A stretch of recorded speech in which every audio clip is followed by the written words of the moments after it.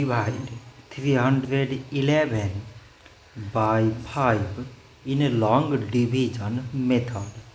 5 times 6 is 30. On subtracting we get 1. So now we put down this 1 and it is 11. 5 times 2 is 10.